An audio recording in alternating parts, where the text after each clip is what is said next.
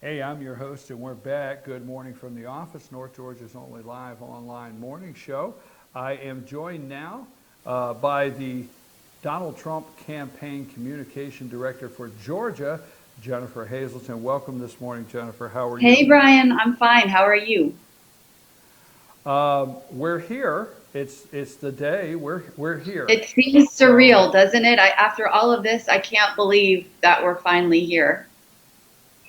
well, I got a couple of directions I want to go in. First of all, let's get to some of the nuts and bolts stuff around Georgia. Are you hearing anything this morning? Any voter complications? What is your campaign looking out for in Georgia at some of the lines in some of the bigger areas like Atlanta, the big cities? What are some of the things that you have caution or looking at today? Well, so you probably have read that Georgia voters smashed the previous record for early voting. We had about I'm sorry, 2 point, I think it was 2.4 million votes already cast, I think. I think I've got that right. Um, so the previous record was 4 years ago, or 8 years ago rather, and we've smashed that record. But in terms of what we're seeing here in the campaign, we feel really good because we've been getting numbers all week long from the early voting totals and the absentee vote totals, and we are so far ahead in terms of our votes over the Democrats than where we were in Georgia with Romney 4 years ago. And if you remember, Romney won Georgia by 4, if I'm not mistaken. So I think at last count, we were ahead of the Democrats by over 100,000 votes in the early voting and absentee. And so that's a really good sign for us because Democrats have a tendency to vote early and Republicans have a tendency to vote on election day. So if everything holds, we should be in great shape here in Georgia. We feel really optimistic about that. But what's been even more exciting is to see the numbers that have been rolling in so far from the battleground states. So been getting some of those numbers as well. We are ahead of where we were, and so that's a really good sign for us because I'm sorry. I'm sorry. I apologize. we're ahead of where we were 4 years ago in Florida. We are ahead of where we were 4 years ago in North Carolina. We were ahead 4 years ago where we were in Ohio. So there is a lot of good, a lot of good signs for us out there. I think at last count they said even though we're way ahead of where Romney was in Florida 3 years ago, at last count we were down about 3,000 votes overall. But again, the folks who watch these numbers and make a living crunching these numbers have said this is a good sign because again our voters show up today. They come out on election day, and we're able to usually really close gaps very quickly and then take the lead in our states on Tuesday. And we were up a little bit in North Carolina the last time I heard, which was I think early yesterday morning, and Romney was behind in one North Carolina, and we are ahead. So, there's a lot of positive. There are a lot of things to look at that are positive. I was speaking to my counterpart in Michigan on Friday, and he felt really good about our chances in Michigan. So that gave me some hope. He felt like they were really trending in the right direction. So I think it's going to be a really interesting night. Well, Michigan, 12:45 a.m. this morning, November 8th, actually, 21 to 28,000 people there, Jennifer, and 10,000 outside. Um, and let me ask you a question. Now, understand there's common sense to it, but explain a little more the Romney matrix of why the states are being compared in the Romney matrix of 2012 and how encouraging. I know that might be a little redundant, but where Romney was, explain what that can help. Because what is there, about a 5 million vote gap from last time that did not come out in several different key matrix? Well, I think we look towards the, Romney because that was the last time we did this. So it's the most recent data that we've got. And so, both parties want to capture the votes they had the last go round and then expand on that and add to their supporters. So just, in terms of why we look through the lens of Romney, well, it's just because he was the last one to go through this process with, as a Republican nominee. And, what, Mr. Trump has been arguing all along is that this is not a campaign, it's a movement. And, we are changing the map. This isn't the same map. This isn't the same old Republican map. This is a new map. And, tonight we'll get to see, the results of all those efforts to make, to try to expand the reach, maybe try to ignite what the people who might have been called at a certain point in time, the old Reagan Democrats, or, the conservative independents who, don't necessarily ascribe to a party, but from a point of view, they're more conservative. And, we just also need, all of those folks who sat out during the Romney election and the McCain elections are working class white voters, particularly the working class white males who sat out, in big numbers when Romney ran and when McCain ran. We need everybody to show up today and vote Trump. I mean, it's so important. We just got to have everybody turn out. Every vote's important. And, I know that most of your viewers are in Georgia, but I know that there are people all over the country who log in and watch you. And I would just say, no matter where you are, please go out and vote Trump today. Don't think your vote's not important. It really is important. We need your support. Please go out there and hit the lever for Trump today, because we need to get this across the finish line. Our country is at stake. There's no other. What has it been like for you in Georgia with working with other media? I mean, we're in North Georgia here, and you're working the entire state, from Columbus to Savannah to the Atlanta media. How has it been working for the campaign and the media here in Georgia that you have dealt with? I've loved it. This has been a great experience. It's just, working on a presidential campaign, I think, is an experience like no other. The media, for the most part, has been fantastic. We do have some challenges. Obviously, the city of Atlanta itself is blue. I heard a Georgia politician, I can't remember who it was, recently said, Georgia is like a bowl of raspberries with a blueberry, a very bright blueberry stuck right in the middle of the bowl, and that blueberry is Atlanta.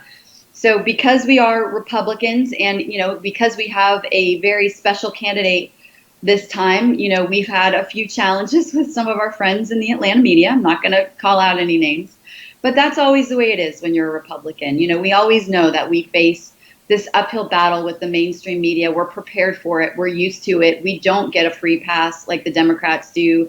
In fact, they give us a harder time, and they'll take shots at us. There was, somebody took a shot at us yesterday that was completely, there was no basis for it, no need for it, but they doesn't stop them. They do it anyway, and it's just what we know that we're up against. But, for me personally, I've been trying to help out the campaign in any which way I can. We feel really good about where we are here in Georgia, and I think the campaign at large felt the same way too, which is why we really didn't see Donald Trump or Mike Pence come down here a lot, and it's why you didn't see Hillary Clinton and Tim Kaine come down here and do campaign events, because I think everybody kind of knew that at the end of the day, Georgia was going to be carried by Trump.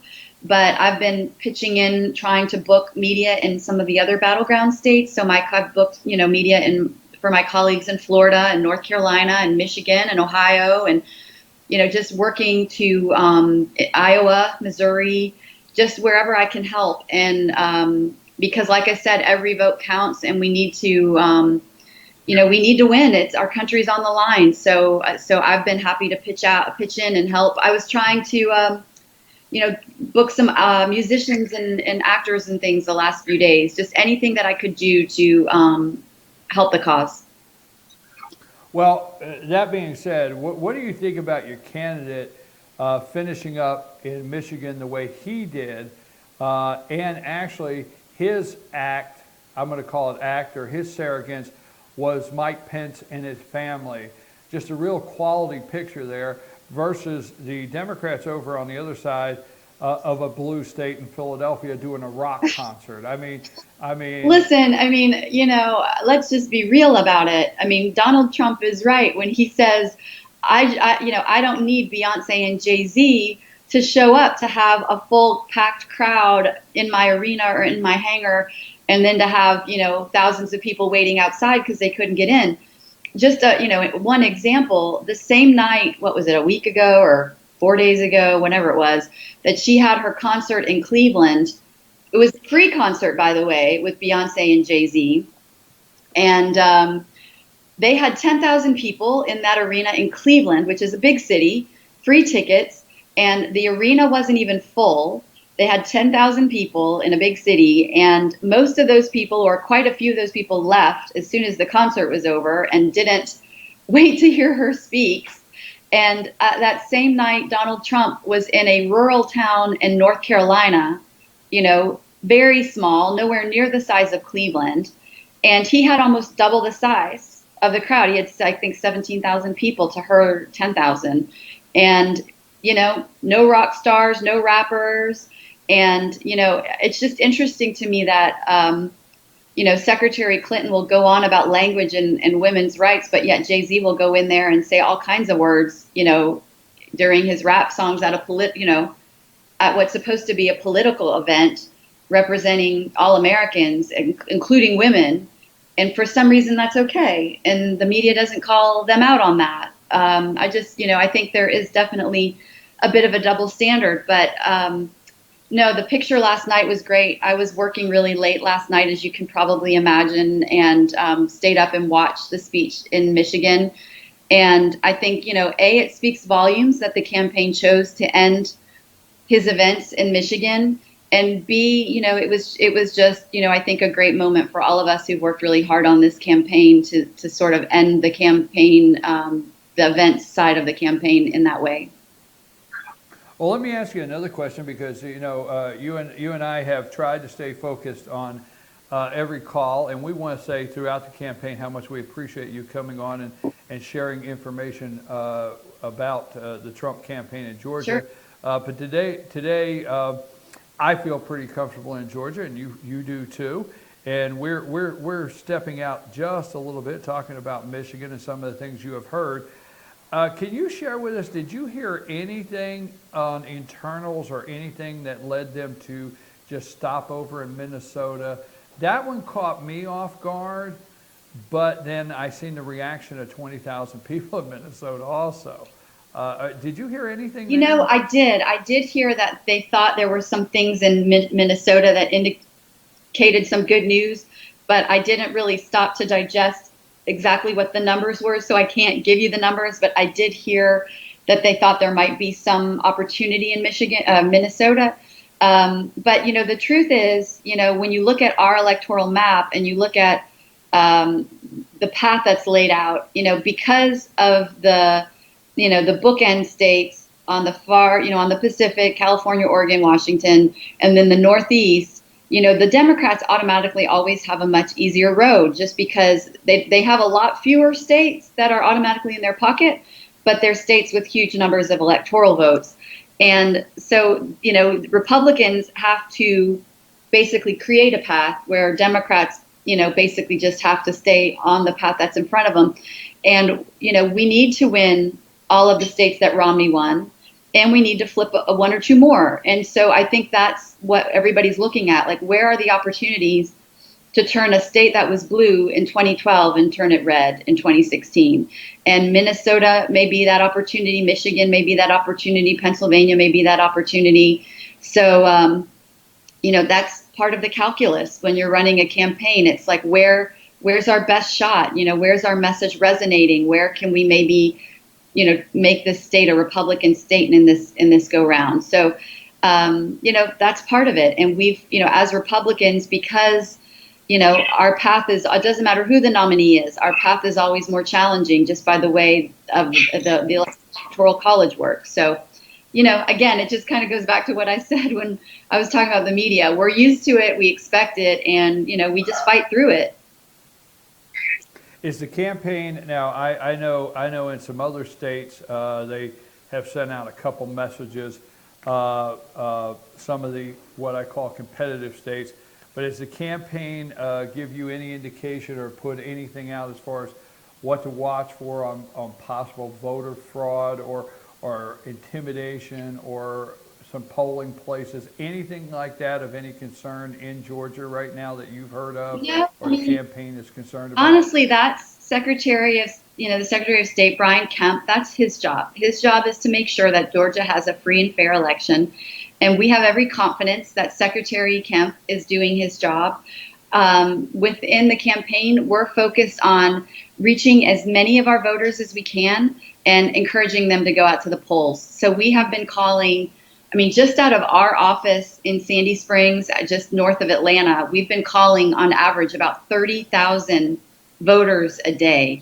And statewide, all of our offices, all of our volunteers are calling an average of 100,000 voters a day. We're knocking on thousands of doors, or we have been, and we will up until polls close tonight, every single day. Our goal is to just reach out to voters, make sure they are aware of Trump's message for the country and encourage them to go out and vote Trump. So that's really where all of our efforts have been. That's where we've been putting the bulk of our attention these last few weeks. And that's what our concentration is today. We're going to keep working the phones and knocking on doors until the polls close. Well, obviously, Jennifer, and I don't want to leave on a down note and bring up MSNBC. Your favorite But channel. well, Ryan, you can't. We always have to talk about them at least once, so that's fun. I watch every morning at 6, and I'm not encouraging people to do that, but I've tried to keep up with what direction they're trying to push people in, and I do it just for my business, and that's the bottom line. This morning, obviously, they were handicapping the race. Trump doesn't stand a chance, as we know, according to them, and it was checkmate, game over, Florida. They kept saying, if we start seeing Florida move this way, if we start seeing these numbers come in early in Florida, it's checkmate, game over. And Willie, is it Willie? He said that like 4 times, and Mark Halperin and all of them. Anyhow, the point is, I personally am concerned, and I'm personally concerned with the media attempting to call this race throughout the day or deter voters from going to vote. I'm personally concerned of that. Well, I mean, that is a tactic the Democrats use. It's called voter suppression, and they often try to dampen enthusiasm through their friends in the media. You probably saw WikiLeaks yesterday, and now there's even more evidence of collusion between the Democratic Party and the mainstream media, where you've got like bookers at CNN or producers at CNN going, hey, we're going to have Ted Cruz on DNC. What questions should we ask Ted Cruz? I mean, I used to work at CNN. I can't even believe that it's gotten to that point over there. It never happened when I worked there, and it just shows you how far things have fallen when you've got this kind of monkey business going around. And that's what they call, voter suppression. I was calling, I had been on the phone, I think it was with my colleague in North Carolina, and we were just talking over our respective states, and he was asking me about Georgia.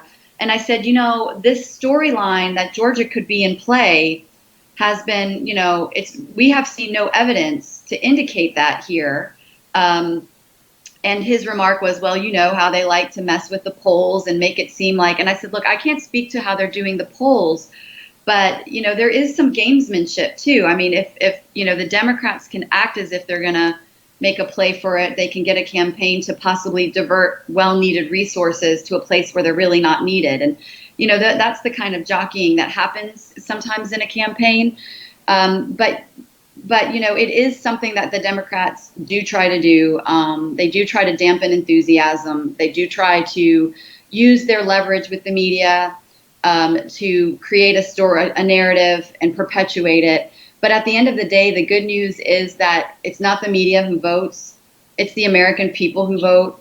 And the mainstream media has sort of cooked its own goose, because I think they even have a lower approval rating than the U.S. Congress, if that's even possible, because of the erosion of their credibility over the last 20 or 30 years. So, Well, we have faith in the American people, and we have faith that the American people will block out the noise and go to the polls and make the right decision and vote Trump today.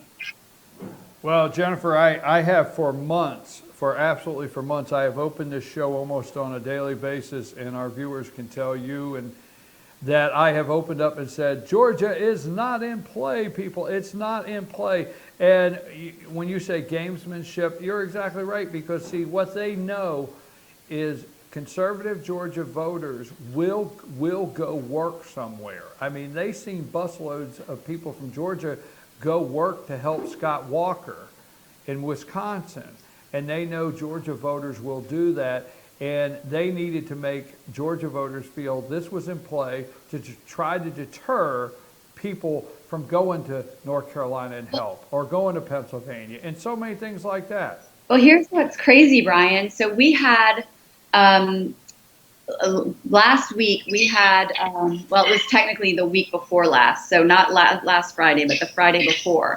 We had Donald Trump Jr. here, okay? And we Right. had 4 events with Donald Trump Jr. I had an incredible day flying around the state with him and the folks who travel with him. There were 3 of us, and we basically took a helicopter and flew from Atlanta through around middle Georgia. And this is a guy who is he's not the candidate. He's the son of the candidate. And he's not a politician. He's a regular guy, a father of 5, husband, works in the private sector, at his family's business.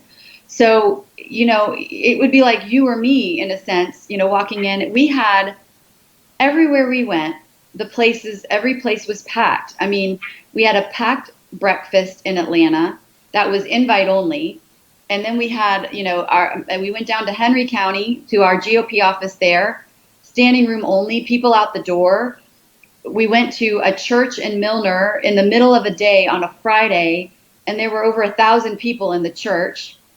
And then we went to Fayette County for our GOP headquarters there. There were easily 400 people. The building was packed. The fire marshal had to close it down. There were people on the front yard. And this is for the son of the candidate, not the candidate. I mean, Tim Kaine can't even get 50 people in Miami, and we've got the son of the candidate. And so we've got enthusiasm in Georgia at that kind of a level, to the point where, we have a bus, the Trump bus. It's like a big tour bus that is, has Trump all over it, and it drives around the state. And people have gotten so excited just for this bus, to have their picture with the bus. It's made the Albany paper, it's made the Valdosta paper, it's made I have seen a lot of those the pictures. Dalton paper, it's been on TV in Macon. Like, people get so excited for a bus with his name on it. I mean, call me crazy, Brian, but I don't recall that kind of enthusiasm around Mitt Romney's candidacy when he. Call me crazy with you. I want to be with you on that. I don't want you to don't go alone. I don't. I'm with you. I'm with you. I don't recall that level of excitement. But the fact that this bus is making it into the Georgia papers, and that's not us doing it. I mean, I'm not saying to the Dalton paper, hey, put the bus in the paper. They did. I'm with you. They did it on their own. Like, it had nothing to do with me. And because people are just excited. So, that gives me hope. And I just hope that same enthusiasm that we have here in Georgia is translating across the country. And I said something to that effect to Donald Trump Jr. when we were in the helicopter. And I said, when they were marveling at the church, and I said, well, that's Georgia. And he was like, honestly, Jennifer, it's everywhere. He was like, everywhere we go, it's like this. So. Well, I will tell you this, and let me say, I've seen the pictures of you in the helicopter. But let me just say, Jennifer, one, Mike Pence has actually held rallies that are larger than Hillary's. That's number one.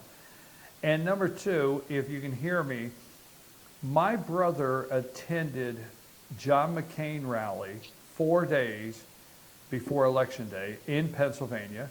My brother attended a Mitt Romney rally 4 days before the election in Pennsylvania. And my brother was at Hershey last Friday night in Pennsylvania. He got upset with me when I tried to get him to describe the difference in enthusiasm. He said there was no description. You couldn't even compare. He said, you can't begin, Brian. He said, the McCain, the Romney, he said, this was nothing like it. It wasn't like a Republican rally. It was the people. I mean, he was amazed. I'm just saying. So you're 100% right. Where are you going to be tonight celebrating the victory party? Where's the victory party? Down at the Grand Hyatt in downtown Atlanta. We are going to be with the rest of the Georgia GOP, and Senator Perdue will be there. Senator Isaacson will be there. A lot of our other congressional members will be there. And so we're all going to be together at the Grand Hyatt. It's going to be a great party. We're looking forward to it. We're looking forward to a big victory. But I'm going to put you on the spot real quick, Brian, since you're the Pennsylvanian. How do you predict Pennsylvania goes tonight? My gut says they win. My gut says they win, but my sister, which is a volunteer coordinator there in Northampton County, they're nervous with Philadelphia. They are nervous. They're nervous with Philadelphia because I will tell you why. We don't see this in Georgia, but she told me that this past Saturday, 9 buses from New Jersey, New York with Hispanics packed, came into the Lehigh Valley, paid these people $18 an hour to knock on doors. They're afraid buses are going to roll in today in that area to vote. Now, my brother, my mom, my dad, my sister was in Scranton. My sister went to Scranton the other night. We feel good. We feel there's something there that has not been before, and that's serious. My sister worked for Rick Santorum. She worked on Pat Toomey's campaign. She worked for Mitt Romney in the eastern part of the state. I think you know because you follow politics. Pennsylvania is big, so they split it into an east section and a west. She has chaired the east section for candidates. She said she's never worked on anything like this. So she's like you with the enthusiasm gap. And Donald Trump Jr. hit a home run. It's everywhere. Pennsylvania, it doesn't matter.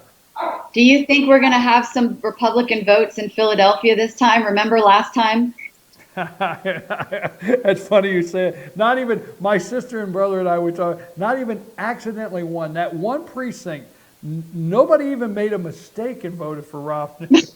I mean, how is that possible? It was like multiple precincts, if I remember correctly.